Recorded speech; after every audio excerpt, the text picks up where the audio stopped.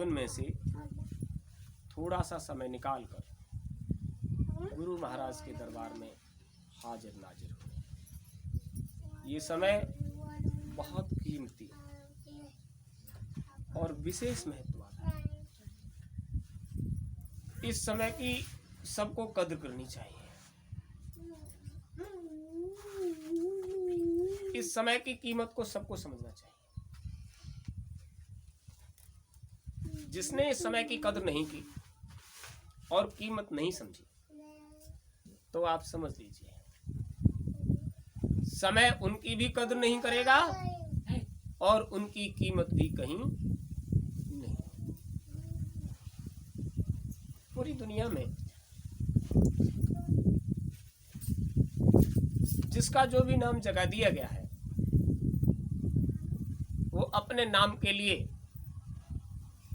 अपने नाम को हमेशा रखने के लिए, अपने नाम को ऊंचा बनाए रखने के लिए हर पल प्रयासरत है।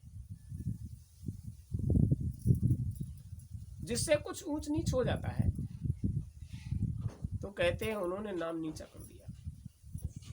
नाम तो वही है, लेकिन आपके क्रियाकलापों से जो संसार में आपको अपयश मिला, उसका प्रभाव आप पर, मतलब आपके जगाए हुए नाम पर पड़ा। भाई फला काम किससे बिगड़ गया है? भाई वो फला व्यक्ति से उसका नाम लिया जाता है। और आपको बहुत पहले ही बता चुके हैं कि कलयुग में नाम का ही आधार है। इससे पहले वाले युगों में भी आधार तो नाम ही था, लेकिन इस समय केवल नाम ही आधार है। उस समय तो अलग अलग चीजें आधार थी। कलयुग में केवल नाम आधार। कलयुग केवल नाम आधार। केवल शब्द जहां लग जाता है वहां दूसरा कोई आधार नहीं होता। इससे पहले वाले युगों में केवल शब्द नहीं था। सतयुग को उस सत्पुरुष ने, सब योगी विज्ञानी थे, इसलिए योग साधन से जोड़कर रखा था। तो जुड़े हुए थे और उनका आना जाना अनवरत चल रहा था। तो सब योगी विज्ञानी कर्म विधान बनाने से पहले उस सारे योगी विज्ञानियों का काम ये था कि वो निज घर जाने का अनवरत प्रयास कर रहे थे। त्रेता आया, धर्म का आधार मिला। ये ज्ञान व्यान नहीं रह गया कि वास्तव में धर्म कहते किसको है। व्यवस्था काल की, व्यवस्था माया की, आपको भ्रमित करने के लिए ही तो सतयुग में बहुत लंबे समय तक ये प्रचार प्रसार किया गया कि कर्म का विधान बन गया है। जब कर्म का विधान बन गया, उसके बाद जो प्रचार हुआ उसमें आपको ये बात बताई गई कि देखो विधान बन गया है, उस विधान के अनुसार ही आपको संसार में जीवन जीना पड़ेगा। विधान मतलब हर देश का अपना एक विधान है, मतलब जिसे संविधान कहते हैं। सम इसलिए कहते हैं वो सब पर बराबर लागू होता है। सही मायने में जब आपके ऊपर संविधान लागू किया गया, ये अपने अपने देश की अपनी अपनी व्यवस्था है, उस हिसाब से लोग अपना संविधान बनाते हैं।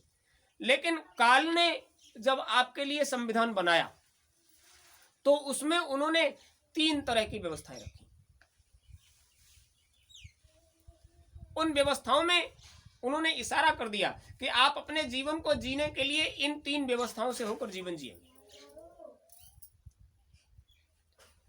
उन 3 व्यवस्थाओं को 1 लाख कांडों में बांटा गया। पहले कोई कांड नहीं होता था,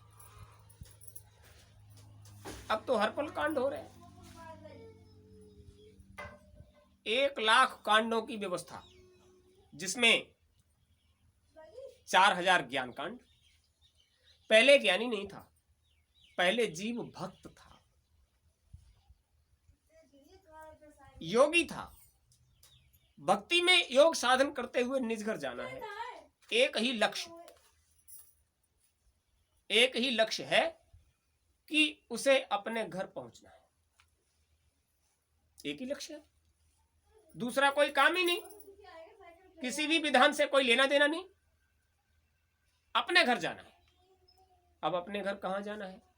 तो सब योगी विज्ञानी जब अभी आए हुए थे तो उनको मालूम था जब अभी आए हैं तो हम कहां से आए हैं और वहां वापस कैसे पहुंचेंगे। जब आए थे तो नाम की डोर पकड़ा दी थी, नाम डोरी को पकड़ कर आए थे। जब ये देखा कि इतने युग उतर गए और इन युगों में जो जीव यहां फंस गए वो वापस नहीं जा पा रहे, नाम की डोरी पकड़ा दी। नाम की डोरी को पकड़ा कर उनको इशारा कर दिया, इसको छोड़ना नहीं। ये बात कही गई कि आप इसको छोड़ोगे नहीं, अगर तुमने इस डोरी को छोड़ दिया तो फिर वापस नहीं आ पाओगे। काल ने विचार किया, नाम की डोर पकड़ा दी गई है, जीव नाम की डोरी के सहारे वापस चढ़ सकता है, वापस जा सकता है, इसलिए उसने संविधान की रचना किया, विधान बना दिया जिसमें 4000 ज्ञान कांड। देखो तुम संसार में आए हो तो तुम्हें संसार में रहने का ज्ञान भी होना चाहिए। पहले ये समस्या नहीं थी, वो प्रचार कर दिया 4000 ज्ञान कांड, यानी 4000 तरह से आपको ज्ञान होना चाहिए कि हम संसार में वास्तव में कैसे रहें। 4000 इतने कांड ज्ञान के माध्यम से जोड़ दिए गए जीवात्मा के साथ, अंतःकरण उसमें साथ में लिपटा हुआ है। 16000 उपासना कांड। जब तुम्हें ज्ञान हो जाएगा तो तुमको पता चलेगा कि हमें कौन क्या दे रहा है, आपको उसकी उपासना भी करनी। 16000 कांड उपासना के जीव से जोड़ दिए गए, यानी इतने ऊपर के आध्यात्म से जुड़े हुए, इतने आध्यात्म से जुड़े हुए आपको 16000 तरह से लाभ पहुंचा रहे हैं। उनको इशारा कर दिया कि आप इस तरह से जीवन जिए, एक दो कांड हो तो उसको सुलझा जाए। ये सारा मामला जो वो कांडों का तो है, ये कांड से जुड़ गए हैं बार बार। जहां से तुम जुड़ गए हो वहीं से तुम्हारे लिए कोई ना कोई न्यूज, सूचना, खबर। और अगर खबर नहीं लेते हो तो हम आपको संपर्क साधते रहे, आपसे संपर्क नहीं हो पाया। जैसे सुशील चाचा ने कहा, हम फोन कर रहे थे तुमने सुना नहीं। बिल्कुल सही बात है, अगर नहीं पहुंच पाते हो संपर्क साधने वाले व्यक्ति के संपर्क में तो समस्या, और पहुंच जाते हो तो हो सकता है कोई ऐसी समस्या खड़ी कर दे कि वो संपर्क में आने से ही समस्या बन जाए। तो ये कांड हैं 4000 ज्ञान के, 16000 उपासना के। और फिर भी लगा काल को कि शायद इस बंधन में बांधने के बाद भी जीव, क्योंकि ज्ञान और उपासना दोनों के माध्यम से निश्चित रूप से वो जिसके सामने खड़ा होगा उसको, उसकी सेवा करके उसको प्रसन्न कर लेगा। और सेवा के की प्रसन्नता से ही तो हमने ये धन पाया है। सेवा से प्रसन्न होकर, जब सेवा से प्रसन्न हुए तो काल करी हम सेवा भारी, सेवा बस हम कछुन बिचारी। दयाल ने कहा कि काल ने जब हमारी बहुत ज्यादा सेवा किया तो हम इतने प्रसन्न हो गए, फिर हमने विचार नहीं किया। उससे पूछा कि हम तुम्हारी सेवा से प्रसन्न हैं, तुमको क्या चाहिए? तो तुम सुरतों के, तुम जीवात्माओं के खजाने को उन्होंने मांगा, और जब उन्होंने मांगा तो हम मना नहीं कर पाए, सेवा से खुश हो गए। इसलिए तो काल और माया दोनों ने विचार किया कि देखो, खूब समझ लीजिए, ज्ञान हो गया जीव को, उसको अभी ज्ञान है कि हम कहां से आए हैं, उसको ये ज्ञान है वहां तक कैसे पहुंचेंगे, वो नाम की डोरी पकड़ के आया है। इसलिए उसका विधान बना दीजिए कि वो किसी तरह से यहाँ के लोगों से प्रेम करने लग जाए। जब यहां प्रेम हो जाएगा तो उधर की याद इसको आना कम हो जाएगी, और धीरे धीरे उधर का संबंध खत्म होके इधर इसका संबंध जुड़ जाएगा।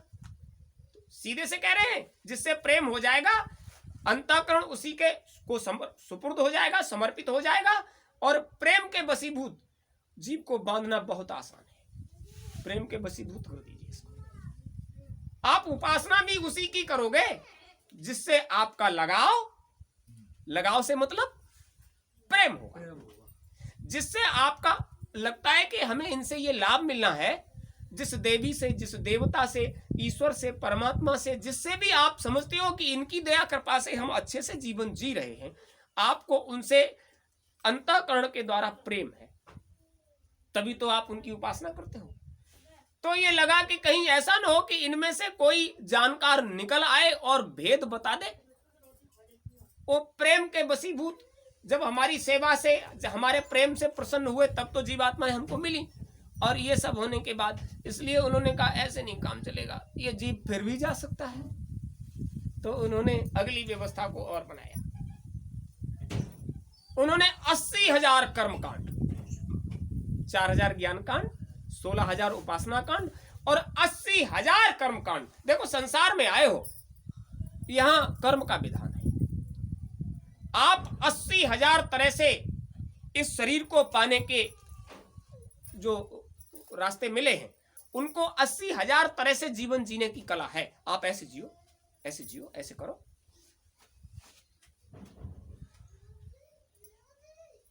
बच्चे का गर्भ में पिंड स्थापित होते ही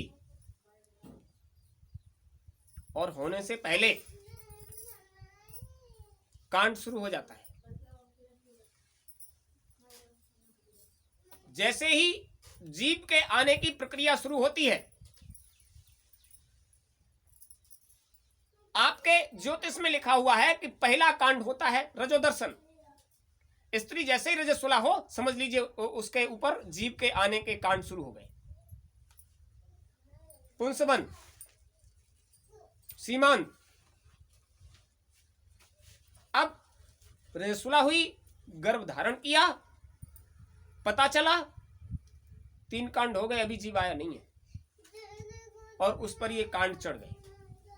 जीव के शरीर धारण करने के बाद बाहर आने तक अभी आपके यहाँ नहीं होता है। नहीं तो तीसरे महीने से जब रजवाड़े होते थे, पता चलता था कि ये देवी गर्भवती है, तो उसके यहाँ एक उत्सव मनाया जाता था, सीमांत। धूमधाम से बधाइयां गाई जाती थी कि अब कोई जीव संसार में आने वाला। ये विधान था पहले। अब तो चूंकि चारित्रिक दोष लग गए, अब तो चरित्र से जीव निम्न कोटि को जाने लगा, इसलिए वो सारी चीजें पीछे रह गई। संसार में उतर कर आया, जीव जैसे ही पृथ्वी पर गिरा, बस समझ लीजिए भूमि परतवा ढाबर पानी, इमिजी में माया लपटानी। बहुत बड़ा क्षेत्र है, किंतु छोटे में समझ लीजिए। और संसार को स्पर्श करने का भी कांड, उसके बाद उसका नाल छेदन किया गया। यानी इस जीव को हम अपने समाज में मिलाते, जब तक नाल छेदन नहीं होता, नाल विच्छेदन नहीं होता, तब तक जीव का संपर्क उधर ही रहता है। और नाल विच्छेदन होते ही जीव का संपर्क संबंध आपसे जोड़ दिया जाता। अभी उसने होश नहीं संभाला, कई कांड तो हो गए उसके साथ, और पूरा जीवन जिया उसने। पग पग पर कांड उसका साथ लेते रहे। शरीर छोड़कर चले जाने के बाद तक देखिए, बड़ा हुआ अक्षर बोध का नामाक्षर जो रखते हैं, और यानी उसको अगर अन्न भी दिया गया तो वो भी आज क्या है, हमारे लला को जब अन्न खिलाते हैं वो उस पर सिक्के पर मुंह कौर बोलते हैं, यानी पहला ग्रास आज हमारा बच्चा लेगा। बड़ा प्रसन्न होते हो, आज हमारे बच्चे को पहला ग्रास मिलेगा। अरे बच्चा तो जब गर्भ में था उसी समय ऊर्जा वाला उसको ऊर्जा दे रहा था, पल तो तब भी रहा था जब वो गर्भ में था, लेकिन क्रिया विधान बना दिया, कर्म कांड ये करना है। ऐसा कोई है जो न करता हो, ऐसे ही खिला देता हो। अरे उनसे कुछ नहीं बनता है, तो एक चम्मच में ही थोड़े से चावल दूध डालकर गर्म करके उसको चटा देते हैं उससे किसी धातु पर रखकर, और कहते हैं आज हमारे लला को जो, या हमारे बच्चे का ये, हमारी बच्ची का ये हो गया। क्यों कहते हैं? क्योंकि इतने कांड आपके अंतःकरण से जोड़ दिए गए हैं कि आप उसको करते हो। और मन क्या कहता है? एक क्रियाकलाप है, ये देवियां करती हैं। बच्चा जब थोड़ा बड़ा होता है तो एक मटकी के ऊपर गोबर से कुछ करती हैं, क्या कहते हैं उसको? चरुआ। चरुआ क्या? अगर अभी नहीं हो पाया तो शादी संबंध जब हो तब तो कर ही दीजिए। अच्छा वो नहीं हो तो क्या हो जाएगा? नहीं हो, फिर भी सोच लेते हैं कि ये करना बहुत जरूरी होता है। चूंकि बहुत चीजें ऐसी हैं जिनका जीवन में कोई मतलब नहीं है, लेकिन उनका मतलब है क्योंकि तुम्हारे अंतःकरण से वो कांड जोड़ दिया गया है और बड़ी बेकली होते हैं। जो हमारे लला इतने दिन को होएगा और हमने करना है पाओ, जो सोचता कैसे हम कर लेते। किस पर प्रभाव है उसका? अंतःकरण पर। मन नहीं मानता, बुद्धि नहीं मानती, चित्त नहीं मानता, अहंकार नहीं मानता। अरे हम नहीं करेंगे तो पड़ोसी ये करेंगे, तुमने पहले लाओ चलू नहीं कर पाओ। अंतःकरण से जोड़ दिया ना। अक्षर बोध, शिक्षा दीक्षा का, बच्चे का उपनयन वगैरह कराना, उसके बाद शादी संबंध उसको अच्छी सी व्यवस्था, यानी जितने कांड होते हैं शादी संबंध में ही इतने कांड होते हैं कि कुछ पूछो मत। और कुछ तो ऐसे होते हैं जिनका आपसे पूछा जाए ये क्यों होता है तो लोग जानते भी नहीं क्यों होता है। हमने देखा था वो पंडित जी चिल्ला रहे थे, अरे बोले आओ पर्वत फल। पर्वत फल क्या होता है? यानी पर्वत पर भी कोई फल आता होगा। तो देखा वो सिल के ऊपर वो रगड़ते हैं, उस पत्थर का होता है बटना। ये क्या है पंडित जी? ये पर्वत फल है। इसको खाया जाएगा? नहीं, इसकी पूजा होगी। कर्म कांड। उसकी पूजा का क्या मतलब है? उसकी पूजा का मतलब यह है कि यह भी आपके जीवन में अभिन्न अंग है। अगर दाल साग सब्जी की व्यवस्था न बन पाए तो कम से कम नमक मिर्च डालकर इससे बटकर तो पेट भर लोगे। उसकी भी पूजा करा दी गई। कर्म कांड तो ऐसे करा दिए गए, उसकी भी पूजा करा दी गई। भैया इससे भी काम पड़ेगा जीवन में। मतलब जिस चीज से भी तुम्हें काम पड़ेगा, गांव की गुट्टी से भी काम पड़ेगा, तो आपको उसका भी मान करना। अंतःकरण को 80,000 कर्म कांडों से जोड़ दिया गया। जिसके घर में एक कांड हो जाए तो वर्षों तक व्यवस्था पटरी पर नहीं आती है। और जीव के साथ 1,00,000 कांड जोड़ दिए गए। वो लोग कैसे चला जाए अपने घर वापस? बच्चे ने जरा सा होश संभाला, माँ बाप ने कहा पूजा हो रही है, बैठो बैठो बैठो बैठो। किसकी हो रही है, क्या हो रही है, जानते खुद भी नहीं क्या कर रहे हैं। वो कर रहे हैं कुछ जो उपक्रम चल रहा है उसमें। बैठो ऐसे ऐसे सुखासन बैठो पालती मारकर। और वो बैठ गया। अरे तुमने हाथ नहीं जोड़े, हाथ जोड़ो हाथ जोड़ो। चूंकि उसको नहीं पता है ये इस तरह से बैठने का क्या मतलब है, हाथ जोड़ने का क्या मतलब है। और धीरे धीरे तुमने उसको अभ्यास करा दिया, ऐसे बैठो, हाथ जोड़ो, भगवान जी को सर झुकाओ। अब भगवान जी से उसका परिचय वर्चय कुछ नहीं है। आपने संस्कार में वो सारे कर्मकांड उसके जीवन में उतार दिए।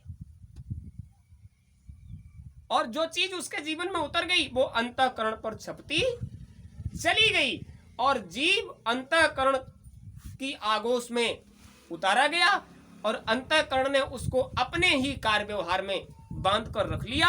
और वो वापस आज तक नहीं जा पाया। जो पहले चले गए सो चले गए, और जो जा भी रहे हैं वो बड़ी मुश्किल से जा पा रहे हैं। क्योंकि ये काल की व्यवस्था है, माया का देश है। काल माया के देश में आ गए हो तो जब तक तुम उसकी सेवा नहीं करोगे भरपूर, तब तक वो तुमको जाने नहीं देगा। इतनी समस्याएं, 1,00,000 कांड, यानी हर जीव के साथ 1,00,000 समस्याएं जुड़ी हुई हैं। एक समस्या बड़ी सी आ जाए तो बहुत बड़ी समस्या बन जाती है आपके लिए।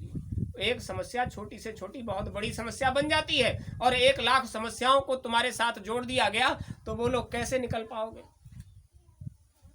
किसी प्रेमी से पूछो, आप गुरु महाराज के दरबार गए थे? अरे क्या बताएं, बड़ी समस्या है। बहुत मन कर रहे थे, मतलब मन ने तो विचार किया था लेकिन समस्या आ गई इसकी वजह से हम वहां कोई ना कोई कर्म कांड जुड़ गया, कोई ना कोई कांड जीवन का वहां उदय हुआ,